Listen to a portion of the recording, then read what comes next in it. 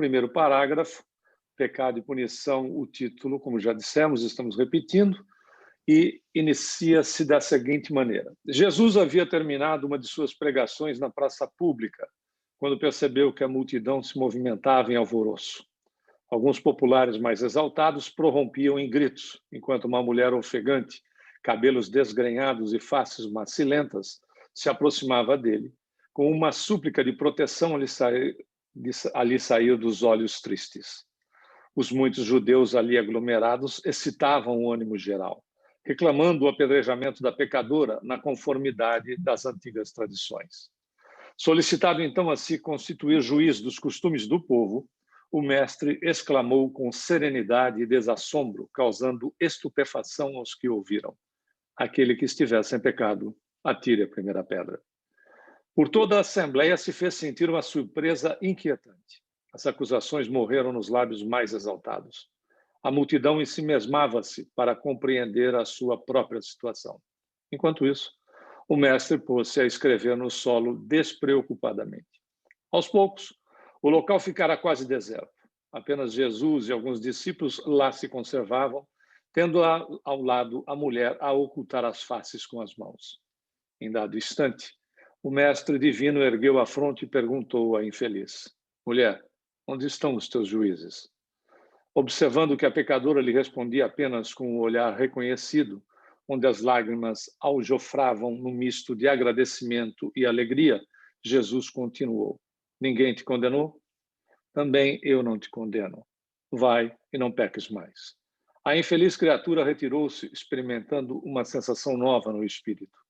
A generosidade do Messias lhe iluminava o coração, em claridades vivas que banhavam a alma toda. Mas, enquanto a pecadora se retirava, presa de intensa alegria, os poucos discípulos que se encontravam junto do Senhor não conseguiam ocultar a estranheza que lhes causara o seu gesto.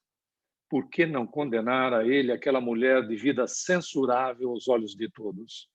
Não se tratava de uma adúltera. Nesse ínterim, João se aproximou e interrogou: mestre, por que não condenastes a meretriz de vida infame?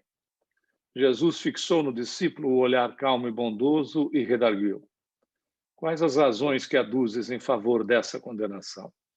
Sabes o motivo por que essa pobre mulher se prostituiu? Terás sofrido alguma vez a dureza das vicissitudes que ela atravessou em sua vida? Ignora o vulto das necessidades e das tentações que a fizeram sucumbir a meio do caminho. Não sabes quantas vezes tem sido ela objeto do escárnio dos pais, dos filhos e dos irmãos das mulheres mais felizes. Não seria justo agravar-lhe os padecimentos infernais da consciência pesarosa e sem rumo. Entretanto, exclamou João, defendendo os princípios da lei antiga, ela pecou e fez jus à punição. Não está escrito que os homens pagarão ceitil por ceitil os seus próprios erros? O mestre sorriu sem se perturbar e esclareceu: ninguém pode contestar que ela tenha pecado. Quem estará irrepreensível na face da terra? Há sacerdotes da lei, magistrados e filósofos que prostituíram suas almas por mais baixo preço. Contudo, ainda não lhes vi os acusadores. A hipocrisia costuma campear impune enquanto se atiram pedras ao sofrimento. João, o mundo está cheio de túmulos caiados. Deus, porém, é o Pai de bondade infinita que aguarda os filhos pródigos em sua casa. Poder-se-ia desejar para a pecadora humilde tormento maior do que aquele a que ela própria se condenou por tempo indeterminado? Quantas vezes lhe tem faltado pão à boca faminta ou a manifestação de um carinho sincero à alma angustiada? Raras dores no mundo serão idênticas às agonias de suas noites silenciosas e tristes. Esse, o seu doloroso inferno, sua aflitiva condenação. É que, em todos os planos da vida, o Instituto da Justiça Divina funciona, naturalmente, com seus princípios de compensação. Cada ser traz consigo a fagulha sagrada do Criador e erige dentro de si o santuário de sua presença ou a muralha sombria da negação. Mas só a luz e o bem são eternos. E um dia, todos os redutos do mal cairão, para que Deus resplandeça no espírito de seus filhos. Não é para ensinar outra coisa que está escrito na lei. Vós sois deuses. Porventura sabes que a herança de um pai se divide entre os filhos em partes iguais? As criaturas transviadas são as que não souberam entrar na posse de seu quinhão divino, permutando pela satisfação de seus caprichos no desregramento ou no abuso, na egolatria ou no crime, pagando alto preço pelas suas decisões voluntárias. Examinada a situação por esse prisma, temos de reconhecer no mundo uma vasta escola de regeneração, onde todas as criaturas se reabilitam da traição aos seus próprios deveres. A Terra, portanto, pode ser tida como um grande hospital, onde o pecado é a doença de todos. O Evangelho, no entanto, traz ao homem enfermo o remédio eficaz para que todas as estradas se transformem em suave caminho de redenção. E por isso que não condeno o pecador para afastar o pecado e, em todas as situações, prefiro acreditar sempre no bem. Quando observares João, os seres mais tristes e miseráveis, arrastando-se numa noite pesada de sombra e desolação, lembra-te da semente grosseira que encerra um germe divino e que um dia se elevará no seio da terra para o beijo de luz do sol. Terminada a explicação do mestre, o filho de Zebedeu deixando transparecer na luz do olhar a sua profunda admiração, pôs-se a meditar nos ensinamentos recebidos. Que paulada! Desculpe a complementação, mas eu me lembrei, já foi uma colocação que foi feita aqui anteriormente, num outro momento, de que quando Chico Xavier disse que o criminoso é um de nós que foi descoberto, não é verdade? Quando Jesus narra aqui os aspectos de que todos nós temos lá as nossas falhas, os nossos desacertos, o que é muito natural numa condição de espíritos que se encontram em evolução, que muito mais cometem equívocos por desconhecimento e não efetivamente porque têm consciência daquilo que estão fazendo. Né? Senão nós estaríamos irremediavelmente perdidos. Acho que também uma observação não é de grande importância, mas quando Jesus se refere à mulher como a própria sua mãe, mulher, para a época era uma maneira de tratar a pessoa do sexo feminino com respeito, com carinho. Seria a mesma coisa que dissesse minha querida, né? É exatamente isso. Não é menosprezando a condição feminina da mulher, mas era usual para a época. Tem algum comentário, pessoal? Ayrton, alguma coisa? Ronaldo? É só uma situação interessante que essa passagem do sepulcro caiado a gente encontra lá em Mateus, né? E não em João, embora a passagem de João a gente que narra essa questão da mulher adúltera, né? Mas o que chama atenção nesse aspecto, não por Humberto de Campos estar dissonante com a Bíblia, mas o quanto a Bíblia ainda não tem todos os aspectos, não poderia ter, da passagem de Cristo, e quanto que talvez tenha se perdido dessas lições maravilhosas que o mestre trouxe e que muitas vezes eles não conseguiram traduzir ou não conseguiram colocar no papel ou se perdeu com o tempo, né? Quer dizer, sepulcro caiado colocado aqui, no mesmo sentido que também trazido em Mateus, demonstra que essa tudo lindo por fora, esse verniz que muitas vezes os fariseus tinham, mas nós também temos, né? Então, acho que o grande ponto dessa lição não é condenar os fariseus, porque eles já foram condenados, mas pelo seu próprio tempo, mas o quanto nós temos que nos colocar nessa posição de se estamos como fariseus ou como verdadeiros discípulos de Cristo, e fazer essa autocrítica, né? Porque esse é o grande momento do ensinamento. E aí, somos sepulcros caiados, somos mensageiros de Cristo na sociedade, né? Ismênia. Eu queria comentar mais ou menos sobre isso também, porque o que me chamou muito a atenção aí foi da semente grosseira, que eu me coloco como uma delas, que tem dias que eu deixo me elevar mais ao sol e me vejo como uma sementeira boa. E tem dias que a casca é tão grossa, mas eu acredito que isso também faça parte da minha evolução, né? E eu deixo Cristo entrar mais em mim. Tem dias e tem dias que eu já não estou tão conectada, tão ligada, e me sinto grosseiro, uma semente com a casca grossa, como diz aqui, né? Mas eu acho que somos todos nós. Né? Tem dias de Com sol e tem absoluta dias de certeza. sombra. Né? Ismênia, Isso me tocou muito. Lembra que Kardec nos coloca que o verdadeiro espírita não é o perfeito, esse é o espírito puro. Nossa. Ele é o seu espírito puro. Pode O ter verdadeiro certeza. espírita é aquele que faz a sua transformação moral e se esforça para dominar as más tendências. Veja que o verdadeiro espírita é o que faz a transformação. E aí, a partir desse momento que a gente transformou-se no sentido de identificar as nossas falhas, né? Aí a gente, pelo menos, a gente consegue se perceber o quanto ainda somos imperfeitos, que é o grande ponto, que até então a gente não estava nem percebendo, né? Verdade. Mas é uma lição que a gente já comentou isso, né? E estava lá esculpida no templo de Delfos, né? Conhece-te a ti mesmo e conhecerás o mundo e os deuses. Uhum. O que às vezes é muito difícil, né? Porque você se olha no espelho todos os dias e às vezes não se vê, não se enxerga, né?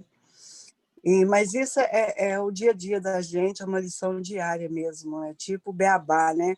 Daquele pre-K, né? Você vai para aprender ali todo dia a mesma coisa, até um dia aquilo entrar em você, né? Eu, por exemplo, quando me olho no espelho, eu me vejo moreno, alto, olhos verdes, cabelos ao vento, né? Forte. Oh, my God! A visão deturpada da realidade. Principalmente o cabelo, né? Principalmente cabelos ao vento. Verdade. Quem mais, Cara, Ricardo? A Beth.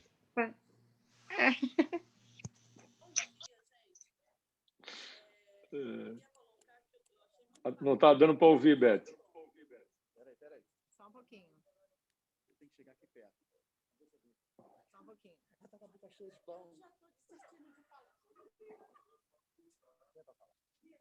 Só uma observação. Como vocês estão usando o microfone grande aí do Adriano? Sim. Conectado aonde? Da Beth.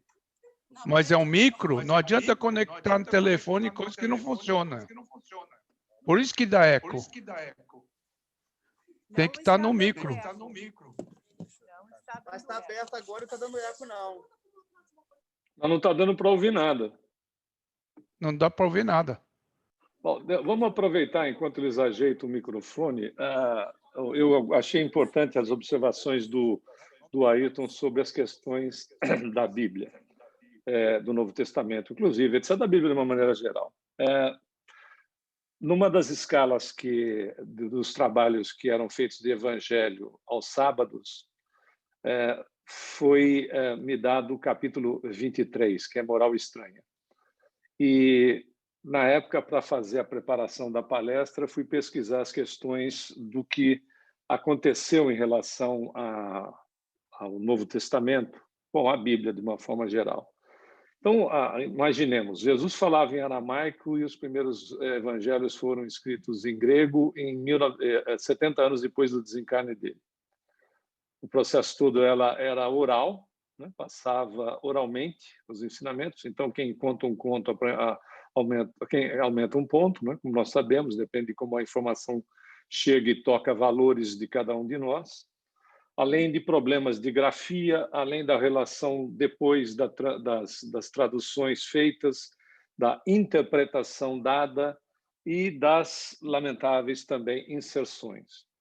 Quem quiser um livro agradável para se ler a respeito de como Jesus, porque em Nag Hammadi, em 1945, nas cavernas de Nag Hammadi, foi descoberto pergaminhos que pertenceram aos essênios e que traz um evangelho proscrito que é de Tomé. Hermínio Corrêa de Miranda tem o Evangelho de Tomé, aonde nós vemos que os registros feitos, Jesus falava em frases curtas, de forma simples e com alta profundidade. Não tinha, assim, necessariamente, não é um discorrer do assunto. O discorrer do assunto fica por conta de, né, fazer melhorar o entendimento. E aí você tem problemas daquilo que nós acabamos de falar, né? Tradução, interpretação, problema de grafia, inserção e coisas do gênero. É importante essa observação do Ayrton, porque qualquer estudo nosso nós temos que ir cercando com outro, na busca de outro, porque isso é estudar, né? Na busca de outros elementos, para nós termos aí uma ideia geral da informação, né? Por isso que estava lá o Paulo observando, né? O Paulo apóstolo. A letra mata e o espírito vivifica. E o pessoal achou que devia queimar livro e queimar cientista e viver na ignorância, o que não era nada disso, né? Era o aprofundamento no assunto, não é ficar no texto, é ir para o contexto também. Acertou aí, Beth? E aí, Ronaldo?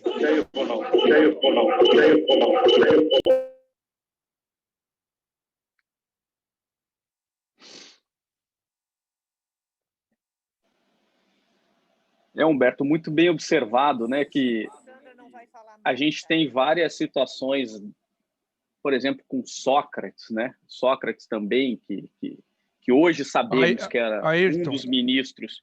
Ayrton, desculpa te cortar. Deixa eu tentar arrumar o microfone lá do centro. Claro, claro. Beth, abre o seu microfone. Fale, por favor. Oi, estou falando aqui. Estão ouvindo? Não está ouvindo nada. Dá para escutar? Não. Não? Peraí que a Adriana vai ver o que está acontecendo. Estão ouvindo agora? Eu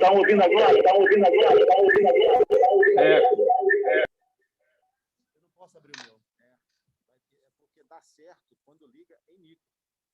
Né? Daquele, do jeito. Então, vou fazer o seguinte. Desconecta o seu daí. Desconecta o seu desse aqui. E liga para cá. E eu vou conectar esse aqui no meu. Não vai fazer diferença. Não vai? Não, porque é a mesma coisa. Não vai fazer diferença, não. Então, faz o seguinte. Desliga o seu. Não, pode. Ou então, eu vou fazer o seguinte. Som, né? Desliga o seu e eu vou ligar aqui o meu sem... Vou deixar o meu speaker.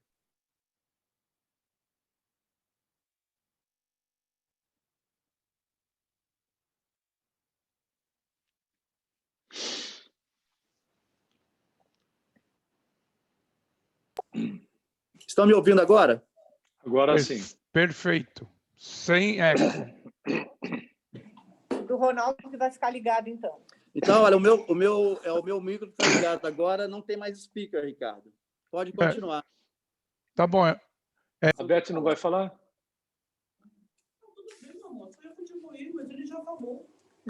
Pode continuar. Tá bom, ok. Estela, tem a Estela. Ok. E tem o Ayrton que eu cortei. Desculpa, Ayrton. Ayrton, você quer fazer a tua colocação primeiro, que estava dentro do que o Humberto estava falando? Porque eu vou voltar um pouquinho no texto. Na realidade, eu queria só, de maneira bem rápida, só para que a gente também visualize isso em vários momentos, né? Sócrates, por exemplo, antes de tomar a cicuta, ele vira e fala para o seu discípulo Citron, né, que devemos um galo a Esculápio. Essa frase, dentro dá uma interpretação filosófica gigantesca, tem inclusive interpretação dentro do espiritismo, né? E era assim, esse filósofo fantástico que hoje nós sabemos que é um dos ministros, missionários de Cristo para trazer a filosofia para nós, né? Já tinha, dentro dessas frases muito curtas, uma profundidade tão grande, porque há uma discussão fantástica sobre essa frase, que eu acho que não é o momento da gente fazê-la. Imagine o nível de Jesus, que é o mestre de Sócrates, né? A profundidade, muitas vezes, das frases que talvez muitos dos discípulos sequer conseguiam entender, né, para poder escrevê-las, né? E para, imagine, filosofar sobre elas, né? Bem lembrado.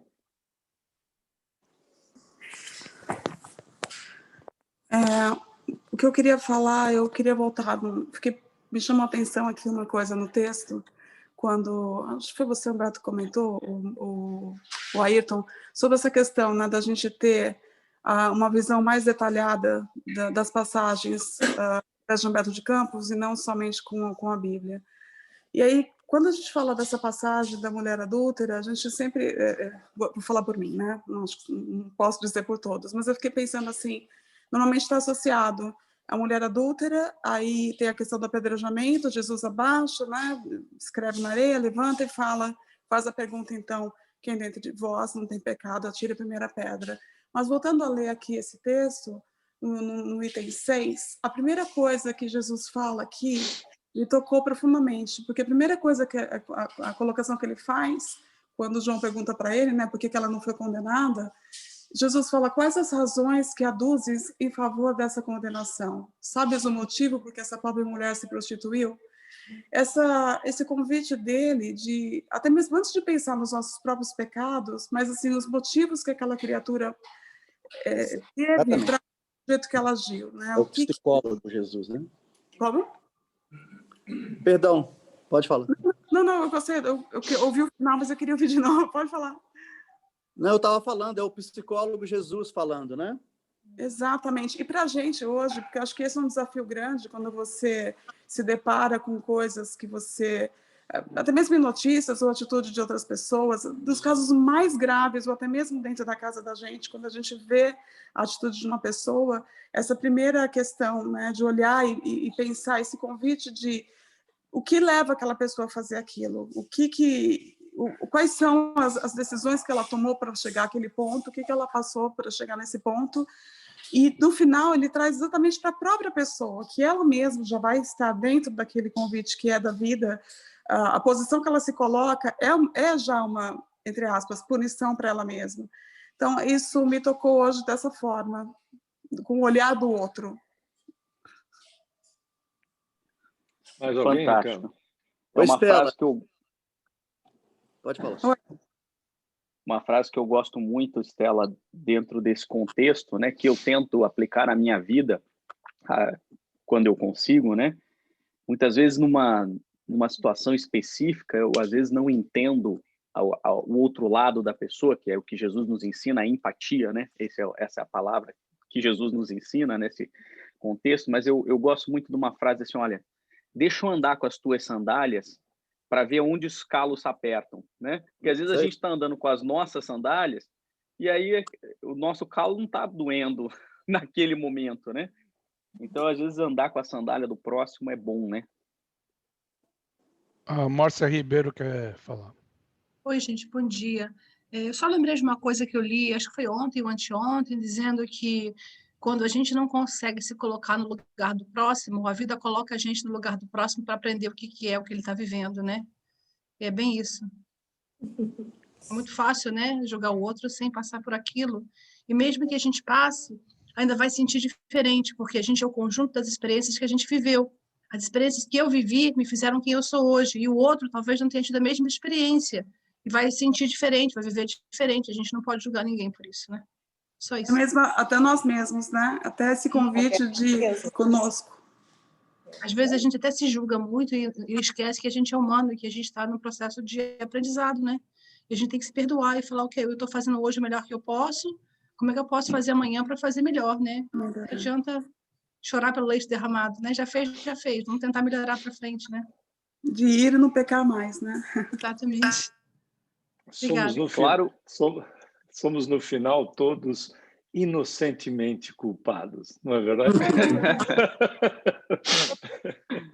É claro que aqui não é um convite, eu acho que de Jesus, eu tenho essa leitura de que da impunidade, né? Em absoluto, o Jesus nos convida à impunidade dos erros, né? A Marisa é muito feliz quando ela coloca que Jesus não condena o pecador, mas o pecado, né? Que, se Marisa, se eu falei errado, você me corrige, por favor. Mas é bem isso, né? Então, assim, não há uma tolerância ao erro. O erro vai ser sempre o erro, independente da situação. Agora, o que há uma condenação, acho que de Jesus aqui, é a iniquidade da lei, né? Então, veja como a gente, durante o transcorrer, eu até comentei um pouquinho, é claro que eu sempre puxo a sardinha para a minha brasa, que é onde eu me sinto mais confortável, que é falar de lei, né? Mas uma lei completamente iníqua, né? Injusta, que nós tínhamos naquele tempo, como nós temos uma série de leis hoje ainda injustas e iníquas, né? E que, com o passar do tempo, a gente passa a ter quase vergonha daquela legislação. Então, Jesus condena exatamente essa forma de punição muito inadequada, mas ele não aprova o erro, né? O Ayrton, Exato. só para lembrar, eu assisti um estudo a respeito dessa passagem com o professor, eu me esqueci o primeiro nome dele, é Celestino, sobrenome, Severino Celestino. E ele faz, ele como teólogo, ele faz uma análise sobre essa passagem. E a lei mosaica, eu não sei se ela estava errada, mas ela falava sobre quem fosse pego em adultério. Então, o que aconteceu ali, ao meu ver, era a aplicação que foi errônea, porque era uma sociedade machista, a mulher foi pega em adultério. Cadê a outra parte? Ela estava sozinha? Ou seja, a sociedade machista, né, leva a mulher para ser apedrejada. E cadê o homem? O homem pode, né? É igual dos dias atuais, né? Prendam a cabra que os meus bodes estão soltos. Quer dizer, vão bater no peito e vão achar que é certo. E não é. Então, assim, pelo que eu vejo... Esse é um aspecto, né? Esse é um aspecto da lei. Mas uma lei que manda apedrejar alguém que está em adultério é uma coisa completamente insana hoje, né? Totalmente é uma coisa que a gente... errado. Mas talvez daqui a 1000 anos a gente vai olhar a lei da injeção letal e também vai achar insano, né? Vamos nos sentir envergonhados, né? E há 100 anos, a lei que dizia que só homens poderiam votar, homens brancos que tivessem terreno, também era insana. E eu acho que o que Jesus nos alerta aqui, acho que tudo tem vários aspectos, e por isso que eu acho que o Humberto falou de maneira brilhante. Jesus falava pouco, diferente de mim, né? Você vê o grau evolutivo de cada um, né?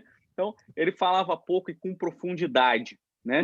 E aí nos dá uma margem de interpretação sob o ponto de vista psicológico, sob o ponto de vista filosófico, sob o ponto de vista jurídico. Se a gente for analisar sob o ponto de vista jurídico, Jesus estava condenando uma lei injusta e propondo uma mudança normativa, se você for ver. E que algum tempo depois veio mudar, né? Essa lei veio mudar. Como tantas outras que a gente precisou mudar, né, na evolução da humanidade. E outras que a gente ainda nem percebe que é injusta, né? Exato. Ainda não temos olhos de ver. Ricardo, mais alguém? Não? Não. Então, vamos continuar. Parágrafo seguinte. Muito tempo ainda não transcorrera depois desse acontecimento, quando Jesus subiu de Cafarnaum para Jerusalém, acompanhado por alguns de seus discípulos. Celebravam-se festas tradicionais entre os judeus. O Messias chegou num sábado, sob a fiscalização severa dos espíritos rigoristas de sua época. Não foram poucos os paralíticos que o cercaram, ansiosos pelo benefício de sua virtude salvadora. Escandalizando os fanáticos, o mestre curava e consolava na sua jornada de gloriosa redenção. Explicando que o sábado fora feito para o homem e não o homem para o sábado, enfrentava sorridente as preocupações dos mais exigentes. Vendo tantos cegos e aleijados aglomerados à passagem, Tiago o interpelou. Mestre, sendo Deus tão misericordioso, por que pune seus filhos com defeitos e moléstias tão horríveis? Acreditas, Tiago, respondeu Jesus, que Deus desça de sua sabedoria e de seu amor para punir seus próprios filhos? O Pai tem o seu plano determinado com respeito à criação inteira, mas dentro desse plano, a cada criatura cabe uma parte na edificação, pela qual terá de responder. Abandonando o trabalho divino para viver ao sabor dos caprichos próprios, a alma cria para si a situação correspondente, trabalhando para reintegrar-se no plano divino, depois de se haver deixado levar pelas sugestões funestas, contrárias à sua própria paz. João compreendeu que a palavra do Messias era a confirmação dos ensinamentos que já ouvira de seus lábios, na tarde em que a multidão exigia o apedrejamento da pecadora. Afastaram-se em seguida do tanque de Betsaida, cujas águas eram tidas em Jerusalém na conta de miraculosas, e onde o mestre fizera andar paralíticos, dera vista a cegos e limpara leprosos. Na companhia de Tiago e João, o Senhor encaminhou-se para o templo, onde um dos paralíticos que ele havia curado relatava o acontecido, cheio de sincera alegria. Jesus aproximou-se dele e, deixando entrever aos seus discípulos que desejava confirmar os ensinamentos sobre pecado e punição, falou-lhe abertamente, como se lê no texto evangélico de João. Eis que estás são, não peques mais, para que não te suceda coisa pior. Desde que esses ensinos foram dados, novas ideias de fraternidade povoaram o mundo, com respeito aos transviados, aos criminosos e aos inimigos, atingindo a própria organização política dos Estados. O Império Romano vulgarizara os mais nefandos processos de regeneração ou de vingança. Escravos ignorantes eram pasto das feras nos divertimentos públicos, pelas faltas mais insignificantes nas casas dos patrícios. Só de uma vez, 30.000 desses servos, a quem se negava qualquer bem do espírito, foram crucificados numa festa, próximo aos soberbos aquedutos da Via Ápia. Os açoites humilhantes eram um castigo suave. Entretanto, desde a tarde em que Jesus se encontrou com a pecadora em frente da multidão, um pensamento novo entrou a dominar, aos poucos, o espírito do mundo. A substância evangélica do ensino inolvidável penetrou o aparelho judiciário de todos os povos. A sociedade começou a compreender suas obrigações e procurou segregar o criminoso, como se isola um doente, buscando auxiliar-lhe a reforma definitiva por todos os meios ao seu alcance. Os menores delinquentes foram amparados pelas numerosas escolas de regeneração. Todo o sistema da justiça humana evolveu para os princípios da magnanimidade, e os juízes modernos, lavrando suas sentenças, sem nunca haverem manuseado o Novo Testamento, talvez ignorem que procedem assim por ter sido Jesus o grande reformador da criminologia. Aí nós encerramos o capítulo 13º para entrarmos no 14º, que será a lição a Nicodemos. Tem algum comentário? Alguém quer fazer algum comentário? Espera aí. Marcinha quer falar aqui. Chega aqui mais perto, por favor. É sobre o livro do Evangelho Gnóstico de Tomé, que nós temos na livraria, se alguém precisar. É ótimo. Ótimo. Esse é interessante para nós, era esse o livro que nós indicamos, é interessante porque nele nós encontramos ensinamentos de Jesus da forma que provavelmente tenha ocorrido, né? Extremamente resumido, etc., muito objetivo. Vale a pena ser estudado esse livro. É interessante uma observação que me ocorreu agora sobre o momento que Jesus vem para o planeta. Primeiro, que Jesus não vem para o planeta só para a dimensão física.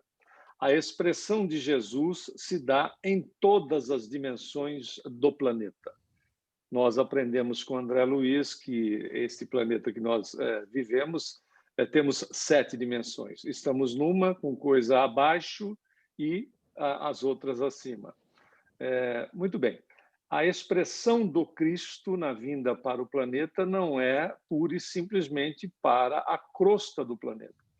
Ela influencia todas as esferas, todas as dimensões relativas ao planeta, com a sua presença. É de uma significância capital. É impressionante, porque a atmosfera de um espírito crístico tem a abrangência de envolver não só um planeta, porque, segundo nós vemos lá no livro do Emmanuel, Renúncia, ele também tem responsabilidade por outra região de outro orbe. Na realidade, a condição mental de um espírito crístico envolve todas as dimensões do planeta ao qual ele é responsável. Então, a expressão de amor do Cristo, quando vai fazer a mudança, porque há uma alteração no momento que Cristo, a partir do momento que Jesus, né, dá início à semeadura da Boa Nova, né, traz o Evangelho.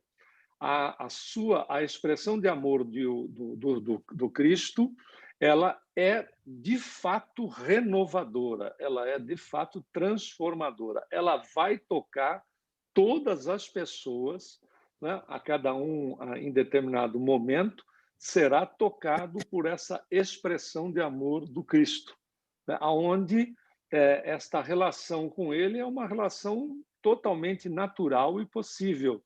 Nós vivemos, né, na condição da expressão dele para o planeta e as demais dimensões deste planeta, nós vivemos, como Paulo vai falar, da condição de Deus, vivemos e nos movemos nele. No caso de Jesus ser o intermediário entre nós e Deus, por isso que ele diz, eu sou o caminho, a verdade e a vida, né? Ele é exatamente aquele sustentador desta relação que Paulo fala sobre Deus em relação ao planeta que ele é responsável. Por isso que Humberto de Campos diz, nós nunca mais seríamos os mesmos depois da chegada de Jesus ao planeta, que é uma realidade. Por mais dificuldades que a sociedade planetária promoveu para si mesmo, que é uma questão de livre-arbítrio respeitável, né? Respeitada por Deus, respeitada pelos espíritos crísticos, mas nós nunca mais fomos o mesmo em relação às questões daquilo que Humberto de Campos narra aqui muito rapidamente no capítulo 13º, nessa parte final. Márcia Ribeiro. Desculpa, eu só queria, por favor, o nome do livro que eu não consegui pegar, que a Márcia falou. O Evangelho Gnóstico. Desculpe. Está lá no grupo do Boa Nova. Obrigada. Humberto, nem o ateísmo se sustenta, né? Depois da vinda de Jesus. Não tem como, né? Não tem. E mais agora, né? Com o início do 3º milênio, não tem jeito. Tantas coisas acontecendo que você vê por todos os lados, né? Televisão, cinema, todos os lados se apela. Né? O ser humano não se aguenta mais como dono do mundo. Estela. É interessante, Márcia, eu ia falar uma coisa, mas só para pegar o gancho da Marisa. Eu vi esses dias o Leandro Carnal dando uma palestra sobre... Ele estava falando uma questão da existência de Deus e tudo, explicando por que ele é ateu, um pouco da história dele. Ele tinha 2 professores que eles eram ateus. E daí um falou assim, eles falavam para o outro assim, os 2 ateus, falavam assim, olha, a gente não acredita em Deus, mas quem morrer primeiro volta para contar se a gente estava certo ou se estava errado. Ou seja, assim, né? A crença em Deus... Sem dúvida. Mas você tem dúvida, bom. Se teve dúvida, acabou-se. Já caiu de quadro. Se voltou, porque tem vida depois da morte, né? Então, você vê, essa mudança, até nisso, essa possibilidade da continuidade da vida, ela é muito grande, né?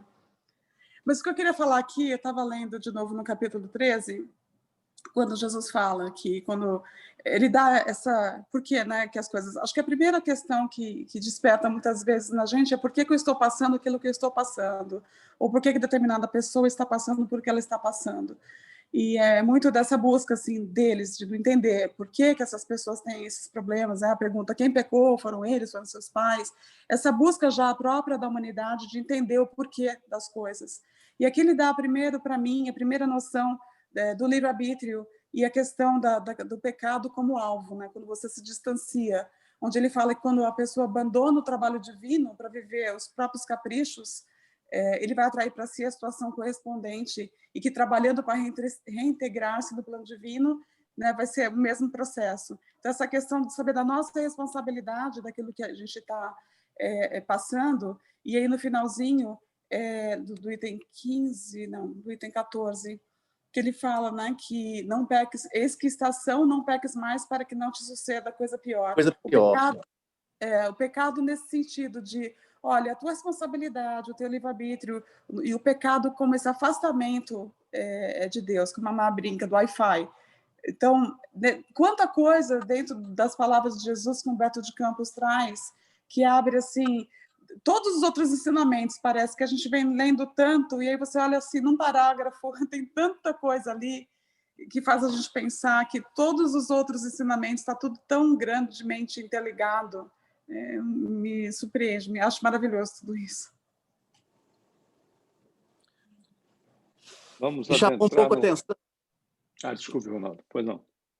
Não, só me chamou um pouco a atenção da barbaridade da época, né? Não querendo assim, né, falar que nós estamos melhores, porque nós não estamos, né?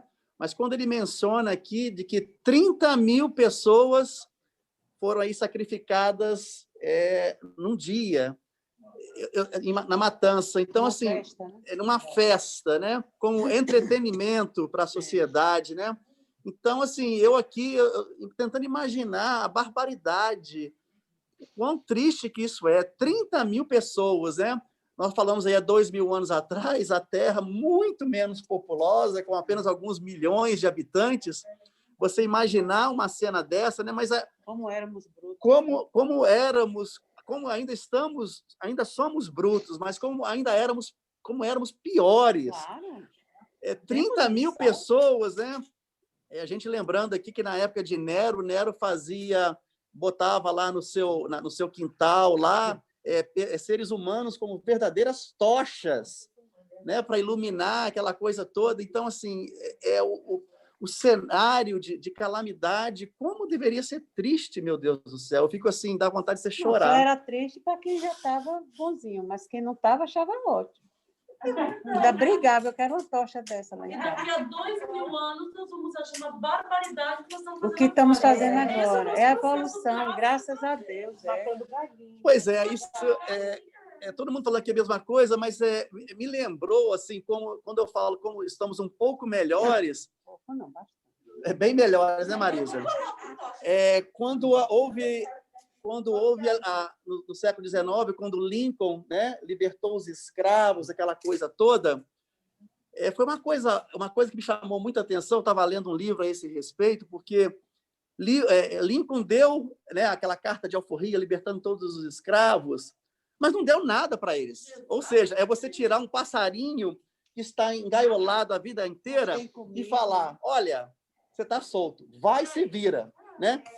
Não só isso, mas também como na Guerra Civil, os escravos foram colocados, estavam libertos e foram colocados na linha de frente de batalha. Então, era uma coisa assim que muita gente se revoltou porque os escravos foram libertos, nada foi dado para eles. Mas, ao mesmo tempo, os irlandeses eram imigrantes e, quando aqui chegavam, eram dadas a eles terras e condições para sobreviverem. Então, a gente nota, né, que quase 2.000 anos depois era o racismo, né? Eu vou te libertar porque assim, eu não aguento mais vocês aqui me perdendo liberdade. Vocês querem liberdade? Então toma liberdade. Sim. Mas, ao mesmo tempo, se dava terras, se davam condições propícias para os irlandeses se migrarem aqui. Mas o negro continuar escravo. Porque, de uma certa forma, continuava. Sim. Ia depender. A gente tem que ver que a nossa história no Brasil não foi diferente, né? A nossa história no Brasil foi exatamente semelhante. Tem até uma passagem, tem um discurso do Bezerra de Menezes no Arquivo Nacional, falando exatamente desse ponto em relação a usar os nossos irmãos africanos como bucha de canhão, que era o primeiro que ia para frente, com a questão da libertação dele quando ele combatesse. E aí, quando ele voltava, ele não tinha absolutamente nada da onde se originou as chamadas favelas, porque ele ia morar no morro, aonde nascia aquela planta que se chama favela. As situações ocorridas nos Estados Unidos e no Brasil, tanto com os nossos irmãos indígenas aqui, quanto no Brasil, como os africanos aqui, como no Brasil, são de uma semelhança gritante em relação àquilo que fizeram com esses povos. Tudo... Mas, na realidade, nós temos que também estender um pouco alguns aspectos, né? O problema não é a cor, é o espírito, né? Porque o branco escravizou branco, o negro escravizou negro, o amarelo escravizou amarelo, e essas situações preconceituosas levam a essas condições. O preconceito do vencido, então, se o vencido podia ser branco e eu branco, ele era vencido, estava resolvido, né? O preconceito do vencido para com o vencido de qualquer cor, que é exatamente um alerta fabuloso de Emmanuel no livro Vida e Sexo. Ele se utiliza, claro, nesta obra a respeito da sexualidade do ser, mas é estendido para qualquer outro elemento da existência de uma criatura, que é onde ele diz: cuidado com o teu preconceito, porque o teu preconceito fará você experienciar exatamente o objeto daquilo, né? O alvo daquilo que você é preconceituoso ou preconceituosa. Nada mais justo, né? Nada mais justo que eu experimente aquilo que eu desvalorize. Se eu desvalorizo a mulher, que eu experimente existência num corpo feminino para aprender a valorizá-la. Se eu sou preconceituoso com a cor, com a raça, com o credo, que eu experimente, evidentemente, uma passagem para que eu possa valorizar o credo, a cor, a raça, e assim a condição social, e assim sucessivamente. Né? A reencarnação existe para isso, né? Nós até demos aquele exemplo do meu pai em relação às questões alimentares na aula passada. Acho que todos devem se lembrar. Tem mais algum comentário? Ayrton. Às vezes eu fico pensando sobre essa questão evolutiva, né? E claro que sim, a gente evoluiu e tal melhor do que estivemos no passado sobre vários aspectos. Mas eu às vezes não acho que é uma opinião minha, né? Que a gente evoluiu tanto assim ainda, né? Eu acho que a gente ficou mais sofisticado nas nossas maldades. Ao invés da gente matar do jeito que a gente matava, com tocha humana, a gente mata com a injeção letal, com a cadeira elétrica. Ao invés da gente escravizar uma determinada casta de pessoas, independente da cor, porque a escravidão por cor ela foi um fenômeno do século XVII, XVIII, né? Mas a gente tem que lembrar que escravo vem de origem de eslavo, né? Então, os primeiros escravos eram os slaves, né? Os eslavos eram brancos, né? Então, a escravidão ela sempre aconteceu, como o Humberto muito bem observou, mas hoje a gente trata como sub-humano os nossos irmãos africanos, independente do fato deles serem negros, mas só porque eles são africanos. Então, eles merecem ou porque são mexicanos.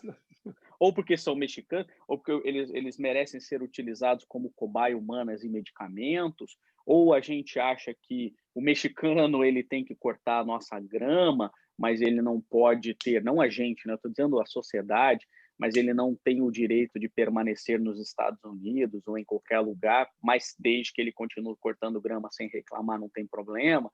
Mas então, assim, a gente ficou, eu acho assim que às vezes a gente ficou só um pouco mais sofisticado na nossa maldade do que eventualmente a gente evoluiu de verdade.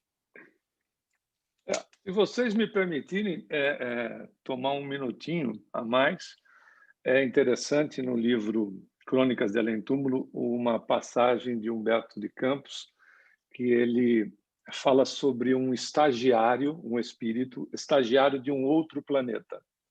Então, esse espírito é um estudante lá, etc. Ele vem fazer um estágio na Terra para conhecer a Terra. E quando ele volta, o seu mestre naquele outro planeta pergunta o que ele achou. Ele, então, descreve a Terra, é uma mensagem lindíssima, ele descreve a Terra com todas as belezas da Terra, né? Da natureza, etc. Tudo, ele vai descrevendo as belezas do planeta. Aí o estudante vira para o mestre e diz assim: eu só não entendi uma coisa, mestre, que o ser que dá mais amor para o seu semelhante, que dá tudo para o seu semelhante, inclusive a própria vida em favor do semelhante, anda de 4. Ele tinha visto uma vaca. Fantástico, né? Aquele que dá até a vida para o semelhante, anda de 4. Quando você vê os cachorros, né, os cães nos hospitais, o carinho, ou então acompanhando a ambulância saindo com o dono e eles acompanhando, É uma expressão de amor que aquilo você não vê de muitos filhos. Que ainda dizem assim, graças a Deus que foi, entendeu? Outro dia incondicional. estava rolando aquele vídeo do gatinho. Acho que todo mundo deve ter visto aqui no Zap, né? A menininha próxima à janela, parecia que ia, né, pular do prédio, uma coisa assim. E o gatinho, por várias vezes, dava aquela patadazinha nela, impedindo que ela subisse na janela, né? Então, assim, você vê que o planeta está evoluindo, né? Nós estamos passando por um período diferente de provas e expiações para a regeneração. Os animais, acho que é lógico que estão acompanhando isso. Não, e nos Mas como é que mostrando, nós estamos? olha, Nos eu tô mostrando. chegando. Eu sou um animal irracional. Eu, amorosamente, eu estou passando de vocês. Cuidado, viu? Vocês vão voltar para cá e eu vou para lá. Eles vieram nos ensinar. Como nos ensinar, como nos mostrar. E a gente quer chegar onde? Quer ficar como está, matando, escravizando, né? Tem que ver. Bom, se a Carol estiver nos ouvindo, Ricardo, só um minutinho. Se a Carol não estiver nos ouvindo, você viu o recado da mamãe, né, Carol?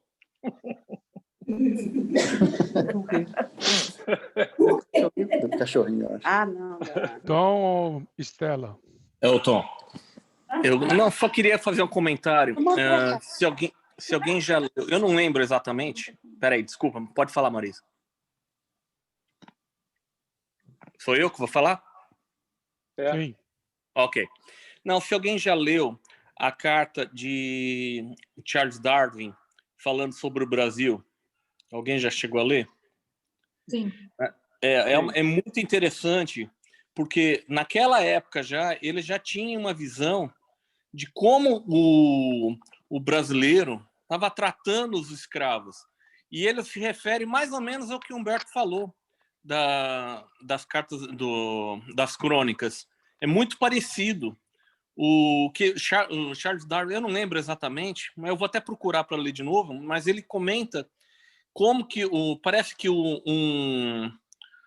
ele pediu um copo d'água, trouxeram um copo d'água meio sujo, e o escravo foi espancado quase até a morte por causa de um copo estava um pouquinho sujo, uma coisa assim. E ele ficou indignado com o negócio, com a atitude, e ele comenta alguma coisa que os animais parece que eram mais bem tratados do que o próprio escravo.